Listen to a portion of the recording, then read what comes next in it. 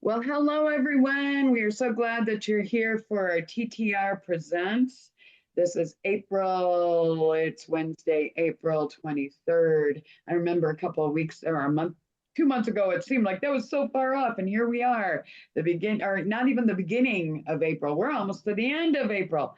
And we are here for um, this wonderful TTR Networking presents with Linda Lewis of Cash Overlooked. The name of the presentation is The Key to Sustainable Business Growth is Accountability. I read that kind of out of order, didn't I? All right, but you're going to clear that all up and tell us all about that, Linda, aren't you? Yes, yes, indeed. Kind of a weird introduction. I apologize. But it is your turn, and we are so excited to have you. I know your time is valuable, so take over. And here we go. All right. So let me check in with you. I'm hearing an echo. Is anyone hearing an echo or is it okay? Okay, on my end. Oh, we're good. Okay. All Okay. right. And I think I'm screen sharing. Is that indeed true? Yes. Awesome. All right. So yes, I love this topic. Accountability. Accountability is such an important key to that sustainable business growth that we're all looking for. So, just by way of introduction, my name's Linda Lewis, as Jennifer said. And Jennifer, thank you for the opportunity to present this to everybody. The name of my business is Cash Overlooked, so feel free to check out the business. And you can email me, Linda at Cash Overlooked. But let's go ahead and get into this incredible topic of accountability. And with accountability, let's just start off putting this into some sort of context for everybody. Like what is accountability? And if I want to preface all of this with the idea that if I could give you just one principle that could make or break your business and your success, would you be interested in knowing what that principle is? Good. Yeah, heads are nodding. Yeah. Yeah, be interested. Most people are interested. And of course, you can guess from the title of this presentation that that principle is the accountability. And so, accountability. When we think about accountability, we're thinking about uh, the ownership of the results. We're taking that ownership. We're showing responsibility for the results. And what comes with accountability in order to get those results is the follow through. We have to follow through. There has to be some way of measuring progress and then some way of adjusting anytime that is needed. So, as we start to think about this, obviously this ties into goals. And let me just ask you, how many people set business goals this year? Just raise your hands or type something in the chat. Yeah, hands are going up. Okay. So people have business goals, very, very common.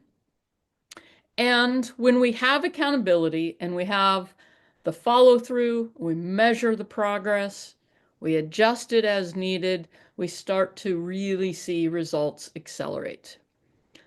So, what is it that happens when we don't have accountability? Well, we see a lot of procrastination, a lot of inconsistency, not staying clear about what it is that we're working on. And so, of course, opportunity ends up being missed. People struggle. There's a lot of inconsistency. So, I see it all the time with business owners that I'm working with. There's a lot of struggle and a lot of missed opportunity. Um, when we have that accountability, our focus is much more clear. We're able to prioritize and take very strategic action. Um, Productivity and efficiency increases, and we start to see higher profit and the growth of the business. So as we think about accountability, sometimes it gets a little bit scary. And if you've ever been in that place where you've thought about setting up some accountability for yourself or maybe even with another person, you may have had that feeling in the pit of the stomach of, oh, I don't know if I really want to do this. Um, and so let me just ask, when you think about accountability, have you ever started to feel a little bit boxed in and a little bit too like the pressure is going to be on, like people are going to be on me? Are you I think it asking? depends on Yeah. who the person that is your accountability partner. So if I'm Okay. thinking in terms of like a mentor-mentee, um, it's a very fine line you got to dance on, just making sure that you're not overwhelming the person, Hmm. but at the same time, you're not letting them get away with their BS. Yeah. Yeah. Like when do you call BS, right? When something isn't done and they said they were going to do it by this date and it's not done. Do you call them on it or not? And if you're thinking about setting up, accountability and holding yourself accountable, man, that can be really uncomfortable. Um, and it can start to feel like every hour of the day is going to end up being scheduled and I'm going to have to work all the time. Some people feel that way.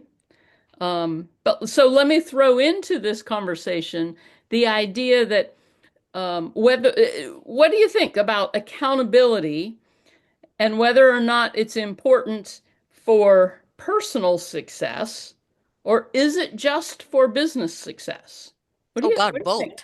Both. Both, yeah. Yeah. Yeah.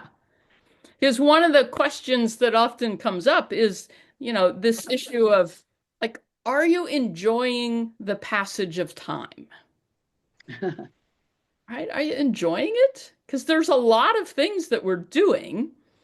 And so we want to make sure that accountability also is accountability for the good things, the personal relationships, the time that we get to spend with each other that is the celebrations. It's all the personal relationships, the family relationships.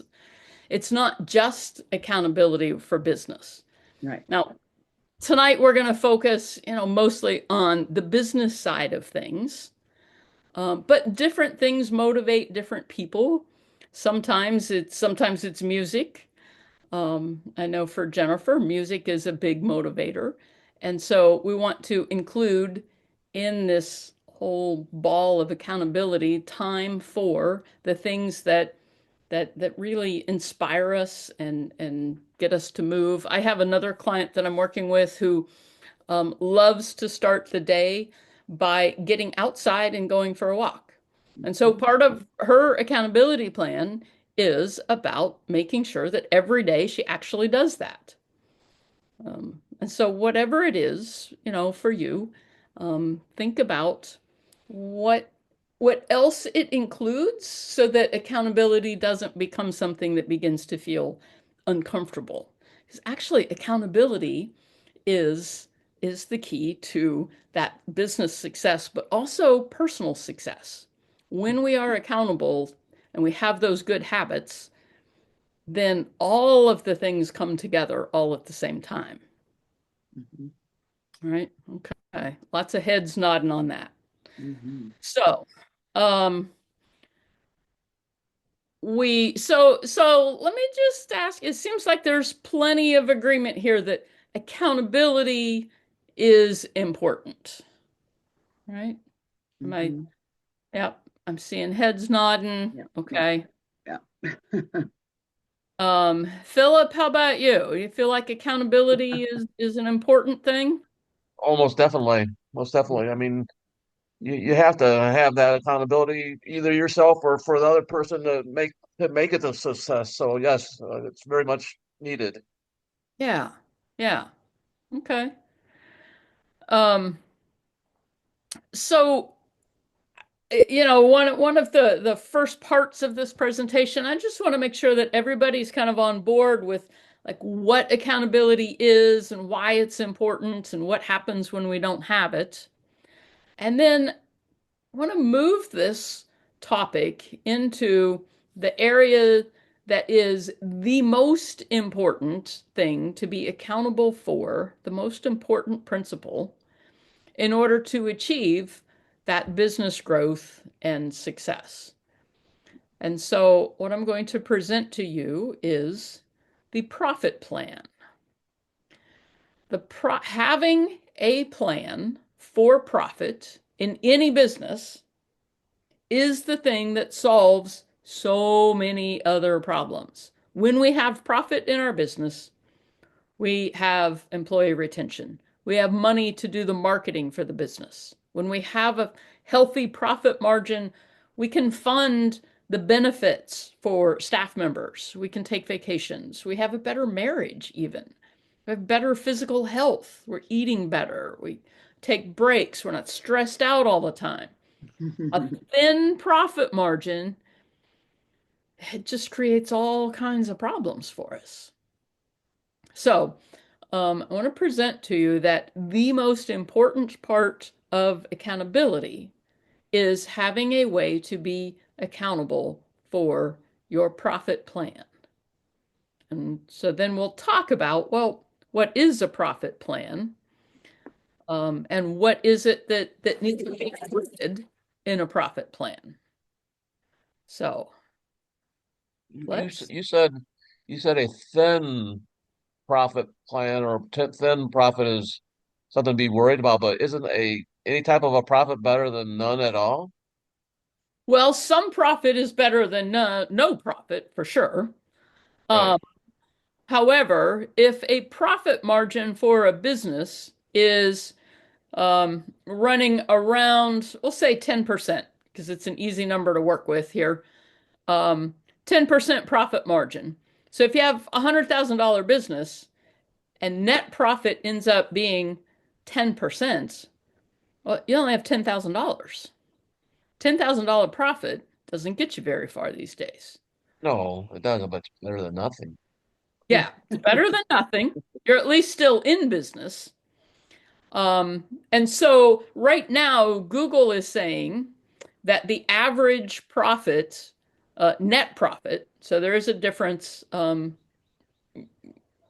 between gross profit and net profit, but for now, Right. Yeah. you know, net profit is the important number. And Google is saying, well, that number is between 7 and 10%. That is very, very scary. That means that there's a lot of businesses that are in a lot of stress.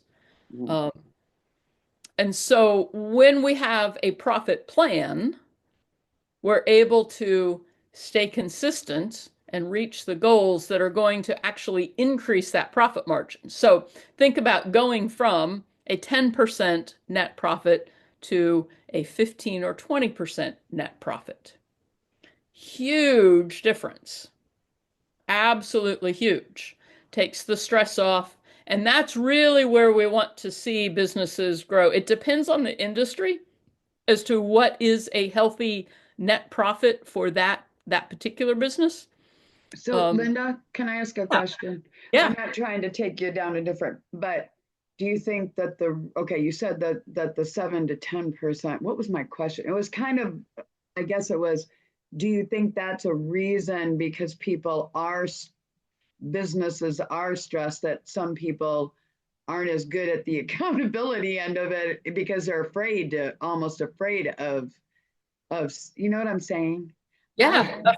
Afraid to be accountable to it. And one of the things that I often hear is, Linda, I don't have time to focus on a profit plan. I am so Right. busy just Okay. trying to stay afloat. I don't Okay. have time. Yeah.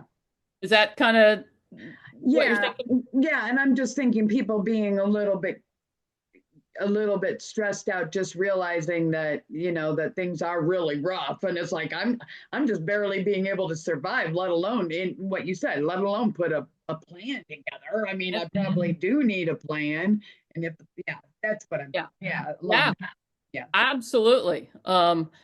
And so here's the one of the keys to this is that when you have a profit plan and you are accountable to that, Yep.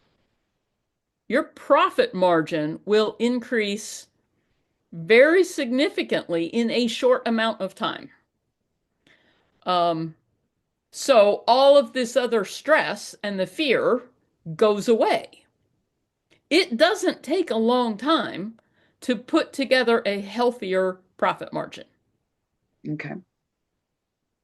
So let's talk about the difference between business goals and profit goals, because this is the other area and where people kind of get scared about putting together a profit plan.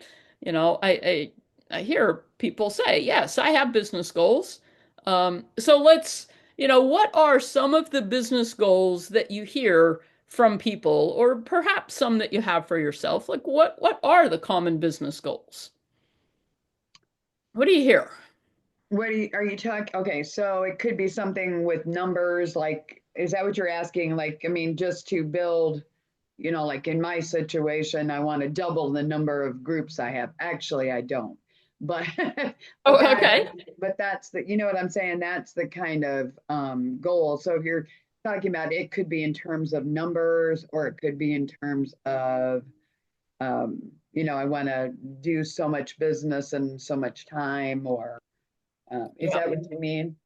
Yeah, that's Okay. often what I hear, right? I want to increase the number of clients that I have, Right. um, or I want to increase the revenue that I have, Right. right? Those are Right. common goals. Um, so if we say it that way, and if Right. that's what we're thinking about doing, here's the problem.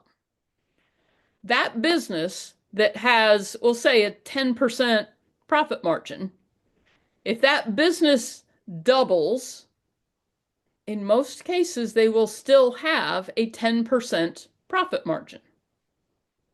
Because even though there are more clients, as soon as you add more clients or more groups or more whatever, um, there's new expenses that show up. Right. Those new expenses that show up continue to keep that net profit down, unless we're really paying attention to what's the profit for each of the services that we're providing, and what are the things in general that will increase profit. Like a lot of times there's a lot of confusion about what increases profit. Right. Let me give Okay. you a couple examples here. So some profit planning examples. So instead of saying I'm going to double the number of clients that I have or increase the number of clients, um, for some businesses, it might be appropriate for them to say, to focus on how they're going to create a compelling offer that is so irresistible that prospects cannot refuse it. We see 43% impacts on revenue just by creating a compelling offer. So, compelling offer. Let's think about how many businesses will present their offer to prospects. We hear it in networking meetings all the time. You hear it on the street all the time. People will say something about what they do, right? A real estate Mhm. agent will say they're going to sell the house. Okay, that doesn't make it really compelling. That's Mhm. just who they are. There's nothing Right. compelling about it. Um, when we make a compelling offer, then prospects start to engage with it. Um, we start to get their attention. We follow what I call the conversion equation, which is to interrupt what people are normally thinking about, and we start to get their attention. And interrupting that that thought process is the first part. We got to do that first. Another example here, the second one there, is that a profit plan might mean developing the products or the services to offer the clients that complement what you already do and increase the average purchase value. So if you look at average purchase value, maybe it's $30, $100, $10,000, whatever is average, how can you increase the average purchase value? So if we develop additional products or services that are similar or complementary to what somebody already does, then the average purchase price goes up. So let me give you an example. A car wash, just your local car wash. They are used to having people drive through, get their car washed.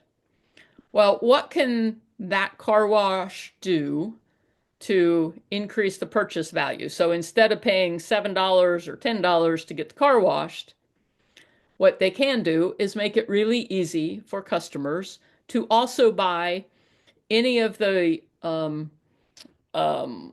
interior cleaning supplies, right? Clean up the dash, clean up the wheel wells, buy the things that they can take home to do at home.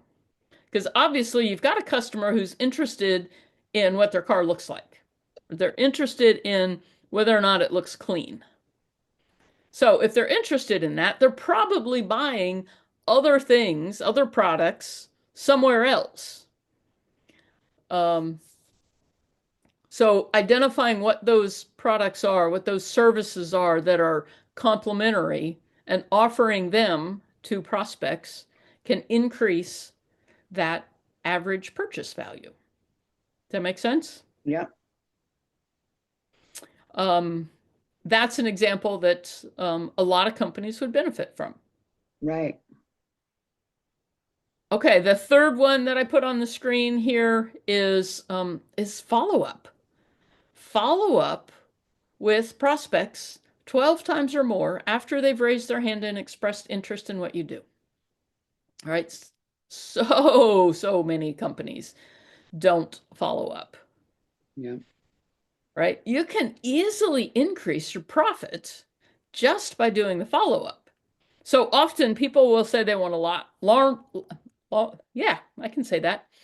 Launch a marketing campaign. I'm going to get a marketing campaign going so that I have more people, more eyeballs looking at me. More people are going to end up buying from me. That's the hope. Well, what if a company did something as simple as increase their follow-up so that they stay in touch with the people who have raised their hand and said, yeah, I'm kind of interested in what you're doing. Tell me, I might want to talk to you about it. People get busy, people don't follow through, they're interested, they see you one day, but then the next day they forget about you.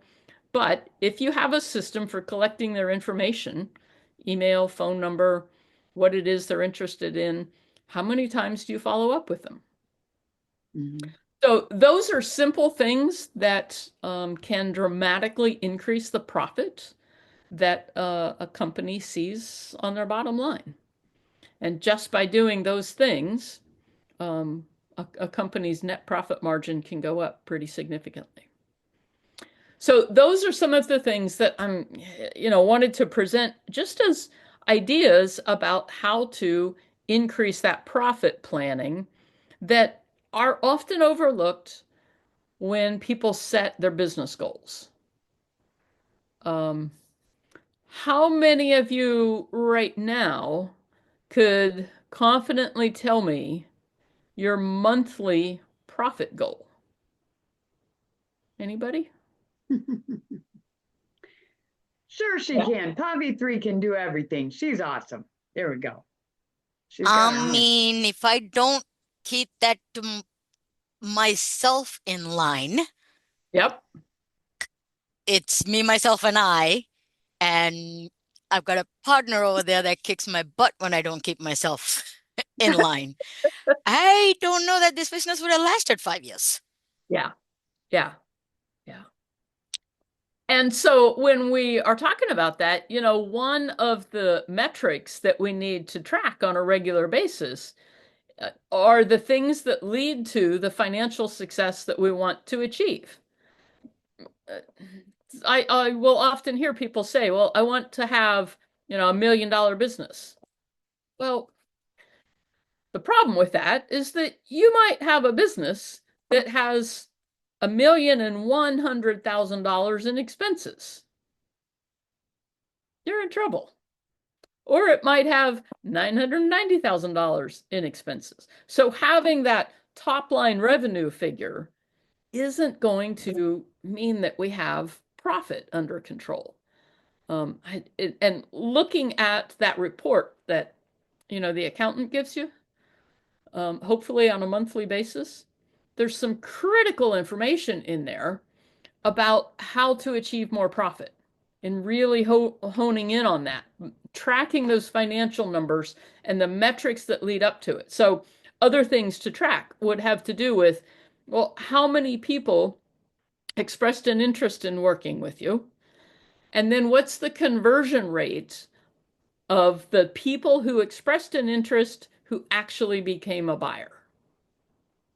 Right? When you track that and see it fluctuating, like one month, it seemed like everybody who contacted us ended up buying. Awesome. And then the next month, that's not the case. What changed? If you're tracking these things, then you can start to identify, well, do we have a new salesperson? Or did somebody start saying something a little bit differently? One time, one month, somebody was really excited. And so they were able to convey all that excitement and enthusiasm. The next month, they weren't so excited, or they weren't, they were on vacation and somebody else stepped in and they don't know how to do it in the same way. Or they presented it in a different way. All of these little nuances are the things that lead to the profit being what we want it to be. And so when we have a system for tracking all of the things that lead to those magic numbers that we want, then we're able to tweak it and make some of the changes.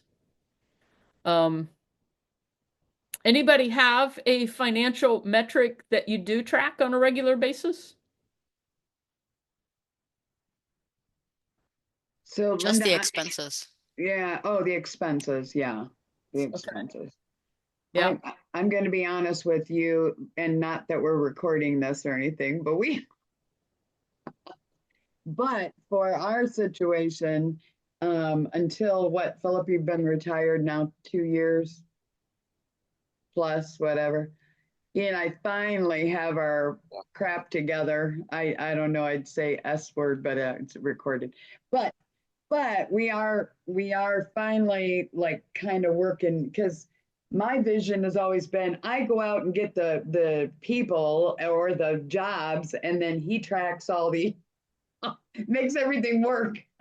but but we didn't have that, and it literally took, I don't know, I'm not saying it right, but Linda, we're now starting to see. I mean, like, I would like, yeah, I got my money. I think I got my money. I don't know. I mean, the TTR, we're in a better place than we've ever been with that. But the music too, and there's so many layers to that. So we are getting closer to probably being able to give you, I mean, we do the expenses, but as far as seeing a profit margin or something, even knowing what that is at this point. I mean, we've invested in a lot of equipment and stuff that Philip knows better than I do how much we've actually spent on equipment. So we have a big investment in that. So it's not just a matter of let's go out and I think I'll stand there and sing for people. We have a system that we take with us, and there's a little, I mean, we're not doing lights and crazy stuff, but we do have very, I would say sophisticated for, I think people are kind of shocked sometimes that we actually have the setup we have, but it doesn't matter. But getting to that, The expenses are probably the majority of what we're doing right now. I get very excited when I think, oh my gosh, we just made some money because because we have to, out of a lot of our jobs, we have to pay other people. It's not just us too. So, I mean, we're not making gigantic amounts, Bobby three. Believe me, we're not making gigantic, but I know that's, are you making, whatever. But I hope that didn't sound totally off in a cave, but we're working on it. That's good. And so one of the things when it comes to expenses that's important to track is I won't go into this too deeply because I know this is not a course on finance, but separating fixed expenses from the expenses that fluctuate based on the job that you're doing. So it's called COGS, cost of goods sold. You have some fixed expenses, say Right, insurance. You're paying that every month, whether you get a job or not. right, Other expenses, say gas mileage, you're only paying that if you get the job to go to a certain place and you're tracking your gas mileage. And so that's a variable expense as opposed to a fixed expense.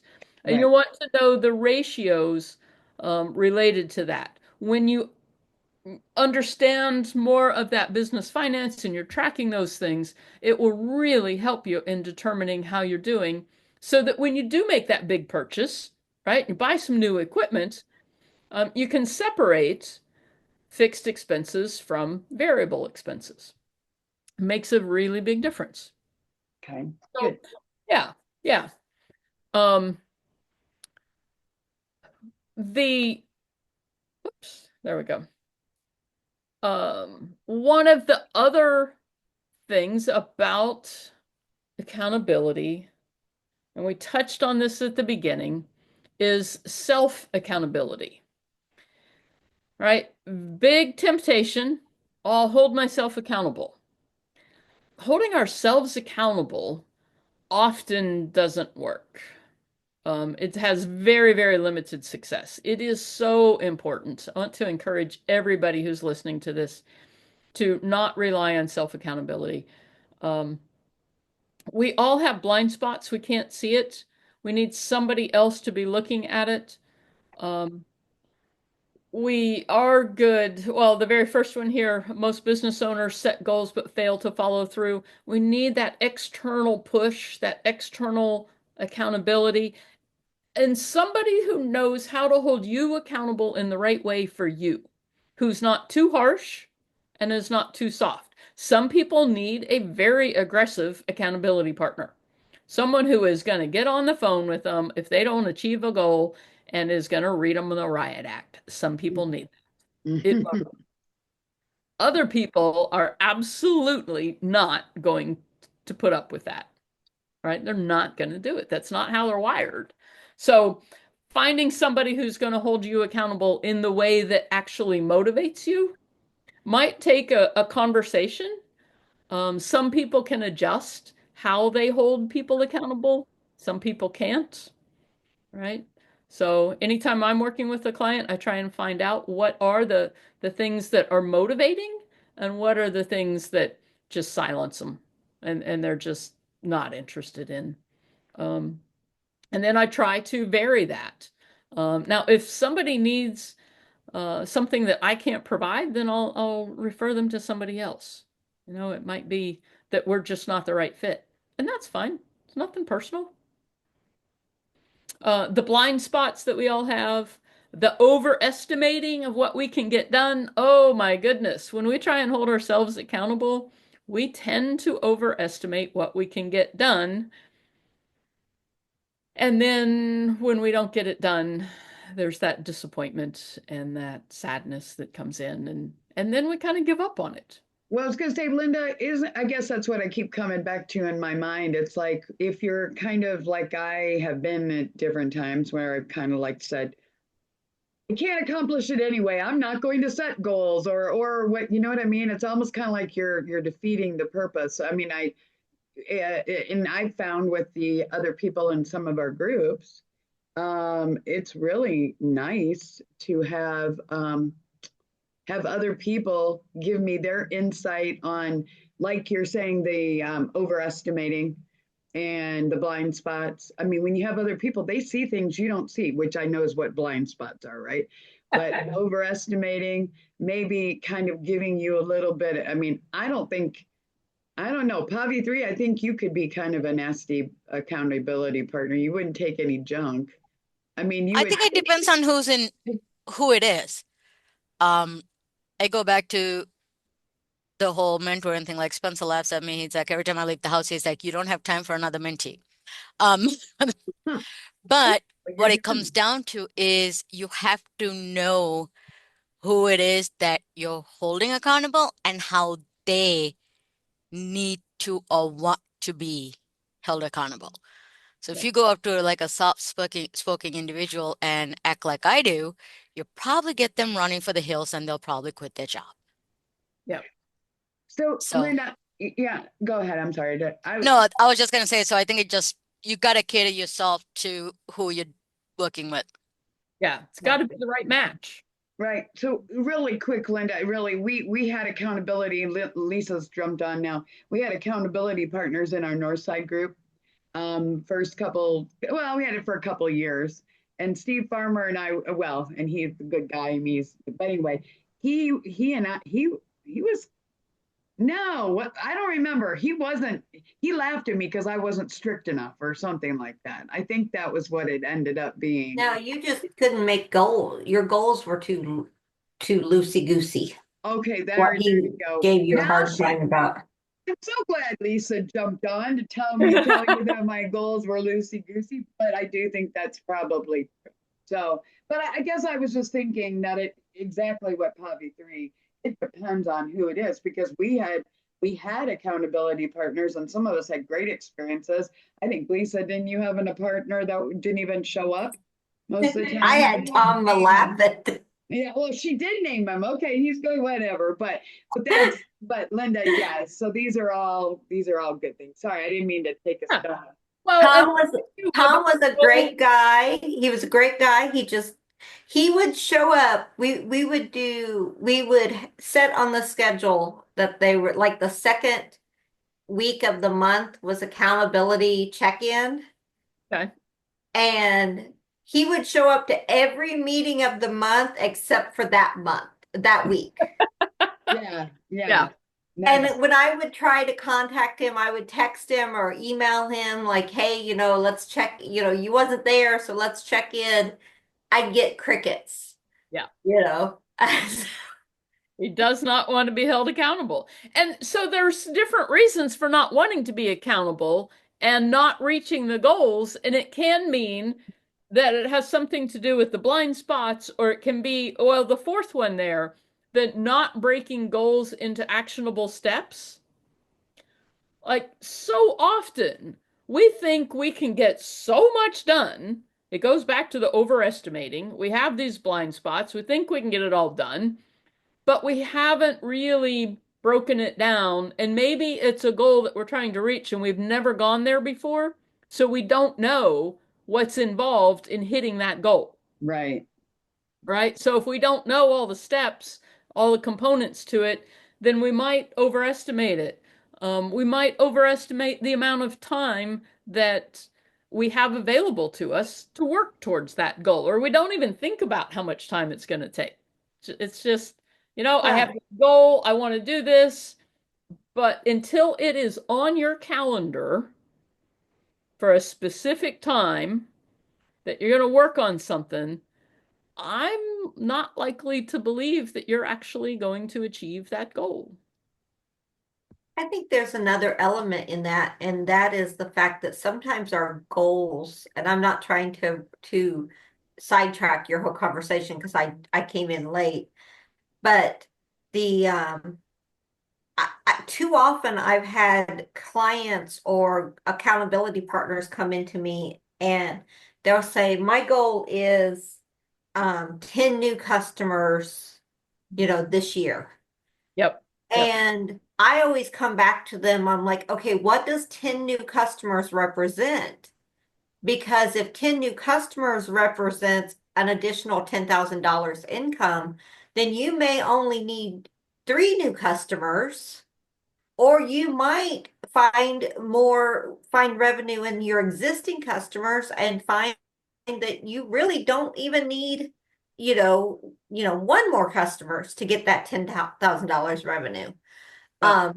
So I think sometimes our accountability is also the fact that we don't look at we think we are setting a goal of we want 10 new customers, but we're not really looking at what does that goal, what are we wanting to accomplish from that goal? What is the end result?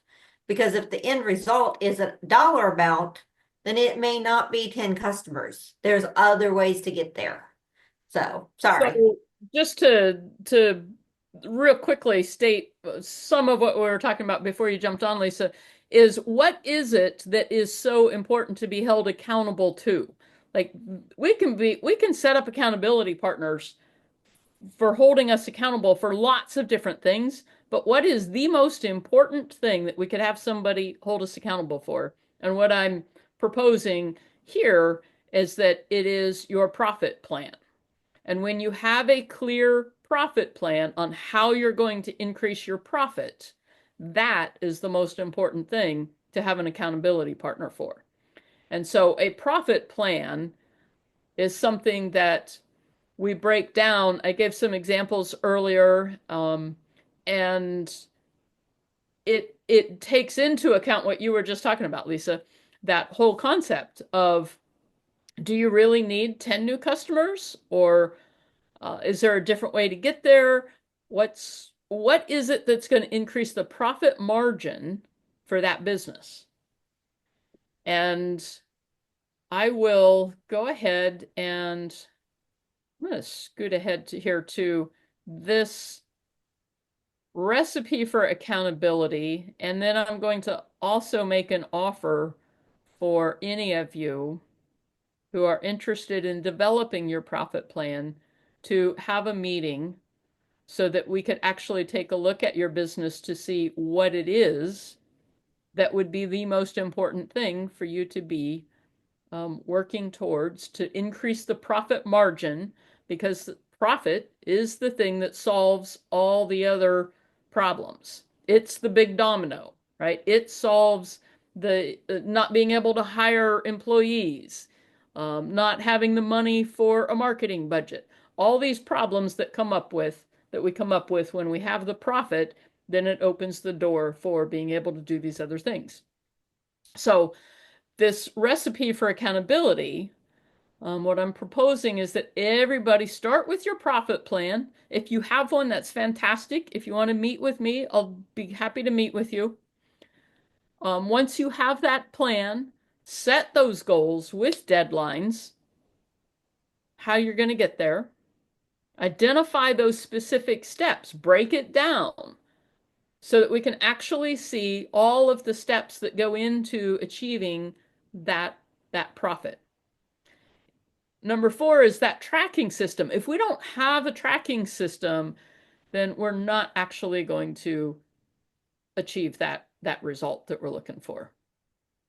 We absolutely have to have an accountability partner, whether that's a coach or a consultant or a mastermind group or somebody else that you can talk to that knows very specifically what the plan is, what the deadlines are, the steps to getting there. You're going to be able to review your tracking system with that person, and then you commit to regular check-ins. I suggest weekly check-ins, not bi-weekly and not even monthly, but to break it down so much that it is a weekly check-in. That's what I find to be the most effective. And so when we come back to this topic of what is the one area of your business where you need accountability, anybody feel like you want to share what that might be for you? And that's a big question. Ooh, I would probably say, okay, I'm sorry, I am not muted. Okay, I'm not muted. I would probably say probably I need somebody just to say it's okay, it can wait till tomorrow. Honestly, because I think it's really easy. And I know I hear all my entrepreneurial friends in these groups and everything, everybody, I know Lisa said she's a workaholic. She said, I know that that's, but I also know that at some point lately, I've been reaching a point at a point, I'll just say, I'm not making any progress. I've got to go. I got to get out of here. I mean, because so I don't know if that's what you mean, Lisa or Linda, but that's where I would say is just being able to recognize when I need to get my brain out of it. And that may not be the answers that, or the answer to the question that you wanted, but for me, that is probably it. Because yeah, at least right this minute. Yeah. Okay. So, like, there are times when you're just so caught up in all of the details of it that you need to get out of all of the details in order to identify and work on the bigger picture. I Is that? had, yes, yes. And I had the advantage, Linda, that I'm sitting here and I know I worked with you for a year and a half or 2 years, whatever it was. And I had the advantage of knowing, I feel like I know the kind of things that it is good to have because I understand. I get it. I get it. I think I need to have somebody say it's okay to do this, this, and this, and don't try to do everything else. These things will come along. I think I've always, you know what I mean? I've Yeah, always it's like breaking it down.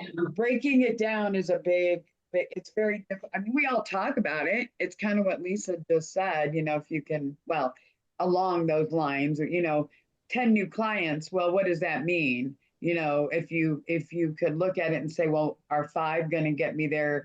And what do I need to do to really take care of those five?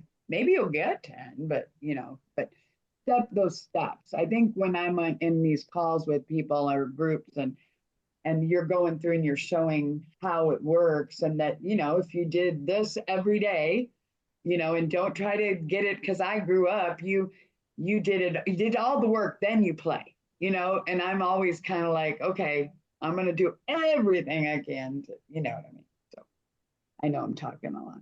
Anyway, but that's Yeah, exactly it's tough. It is hard to identify the areas of business where we really need to break it down into bite-sized chunks, figure out what to measure and monitor, and what is the most important thing to be working towards in order to increase the profit margin.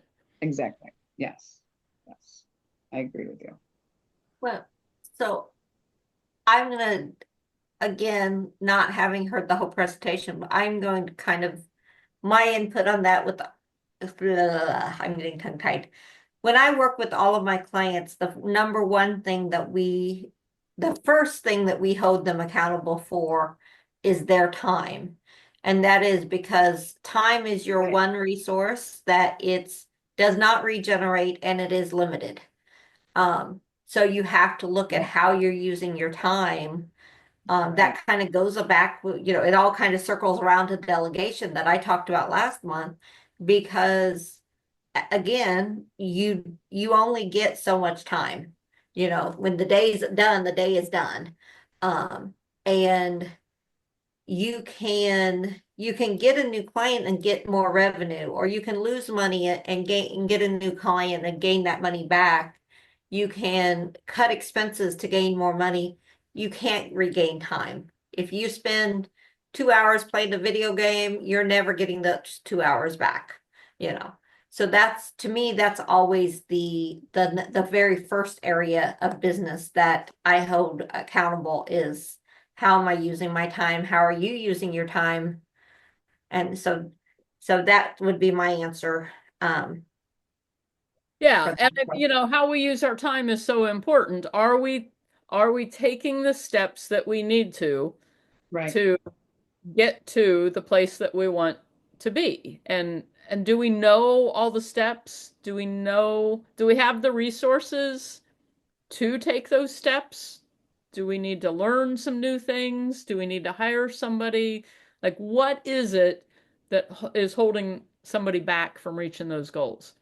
And so often there is a lack of clarity around how we're actually going to increase the profit so that at the end of the day, we're not looking at a 7% or a 10% net profit margin, but we're actually going to increase it, get to 15%, get to 20%. When I meet with people, and if anybody here wants to do this, or anybody on a replay wants to do this, we break it down and look at um, the types of things that I showed you earlier and so many more. I'll go back to some of the examples.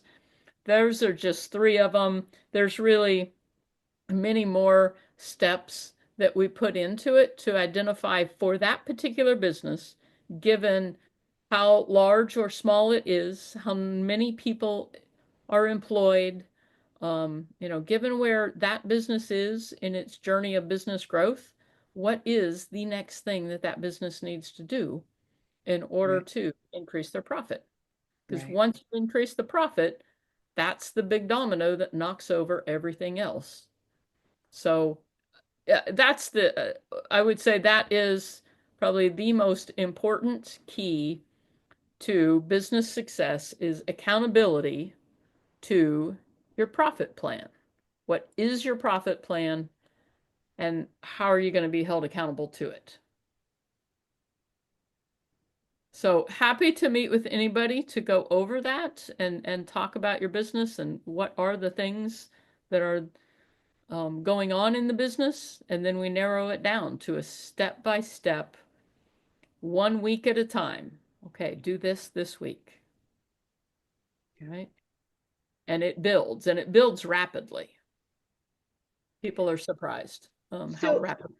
yeah. So Lisa and Linda, can I ask you, when you're meeting with your clients in general, and I think Linda already answered because her presentation is this, but I'm sitting here thinking everybody I've ever met, if they had more profit, I would think that would take the accountability would go through the roof, right? They would be more than happy to, or they'd be more than able. We were talking at the beginning, Lisa. What was your statistic at the beginning, Linda? I know we didn't start till right at a little after 7 anyway, but what was your statistic at the beginning that most businesses, what is it? Some 43, no, 80, no, So just by increasing the offer for a company, right. a compelling offer, making it compelling, that increases that on by their revenue by 43%. Here, this one. Okay. According to The Economist. 43% increase. So, Right. and this is an easy thing to hear and go, oh yeah, the offer should be compelling. Okay, but how do you actually do that? There's so Right. many things that we've heard it, but how do you actually do that and get it put in place? Right. Uh, we've often heard cut expenses. Okay, increase revenue. It's hard to increase revenue. If it was easy to increase revenue, everybody would do it. Right. Um, there are steps to it. And so having all of those steps, that's part of what we help people figure out, Right. how to make it Well, compelling. Those are the things that. thank you, Linda, for putting that in there. Can I ask you, I think it was another statistic too. Sorry, I was going to save the chat, but I don't know how big the chat is. I don't know if it is. Okay, but you've got it. Okay, and you do have your, okay. Yeah, it's also on the last slide. So What was the other statistic that you shared though? And I know we're going longer than what we might have thought, but we didn't start quite on. We're waiting. But what was the other statistic about businesses struggling? It was something at the beginning, or it was something early on, and you were saying that it shows that most businesses, and Philip asked a question about a thin margin, profit margin at that point or something, and but it was something along the lines of most businesses are struggling then. Most businesses, it's the net profit margin that is between 7 and 10% right now. Okay, that was what you That were. is a really scary number. Um, if somebody's net profit margin is between 7 and 10%, that's a very scary place to be because that means one bad month and that business is seriously going to be in the red Right, right. and is at major risk. You know, we want to have more cushion in our businesses than that. Yeah, I guess that was kind of where I was going with yeah, because I'm thinking, if every business owner is looking at what they're not making instead of what they could do to build their prop. You know what I mean? Oh my gosh, we're so, then they're going out trying to get 5 or 10 more clients. And like you guys, or you said, Linda, I'm not sure what, but the idea was that just because you get 10 more clients doesn't mean you necessarily make more profit. You're still, right? Isn't that kind Yeah, of yeah, because your expenses are very likely to go up. yeah, Um, and so more clients is not necessarily the answer. That is often the hardest way to grow. okay. There are much easier ways to grow a business than increasing the number of clients you have. Wow. So, and happy to go over that with anybody individually. You know, we don't have time here tonight to get Yeah, into it, but and it depends on what industry and what business we're talking about because it's different for every industry and every business. right. But Oh, for sure. For sure. And you two are two women that work with all kinds of businesses. So it's kind of, I'm sitting here thinking, wow, there's a lot to think about.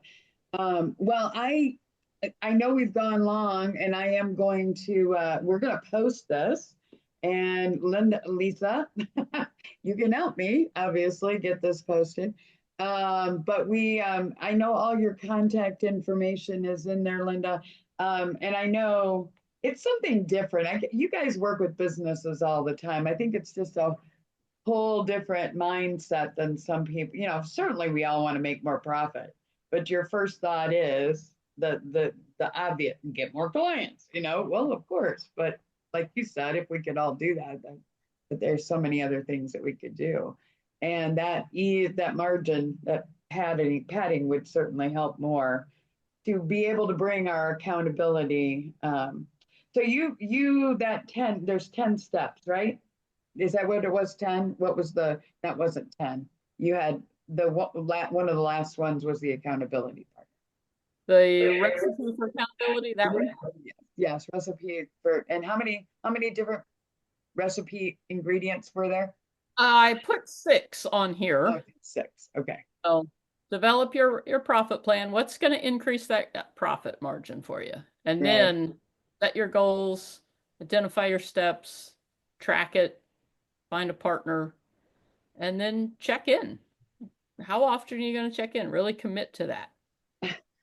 Like And I we believe did. I Yeah. believe this week's social media post for TTR Network was all about finding accountability partners. Well, So and weren't you the one who thought we should do that for TTR anyway, when we did it, when we originally started doing it, because we started talking about account. I think you were the one telling me, this is years ago, Lisa, but you were the one who may have I don't remember if it was encouraged. me. And it did work I out. remember the only reason I remember your accountability partner and stuff is because when Tom didn't show up, I would end up with you and Steve, and we would both be sitting there because your goal was 14 new groups, and we were doing the same thing of, okay, what does 14 more groups represent? Do you really need Yeah, 14 more groups, or do you need 11 groups with 10 people in each right, group, right.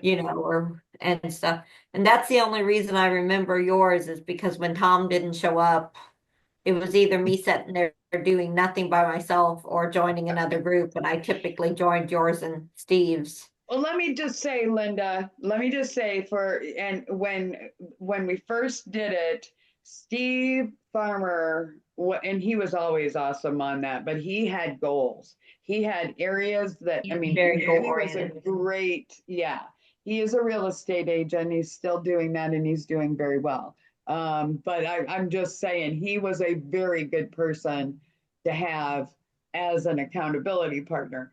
My situation was, I think I probably started sharing it with these guys, but and I've said that, but I was afraid to share it with everybody because I was afraid it was like biting off so much and like, how are you going to do that? And then I put it out there and lo and behold, it actually happened, or we were awful close, but then other things happened. But anyway, so thank you, Linda, for opening our eyes to this. And we're going to get this posted. And Linda, we hope you'll come back and do another one. I know Lisa did one last month, and we invite our people to come and check out our groups and all of that good stuff. And thank you very much. I am going to say goodbye to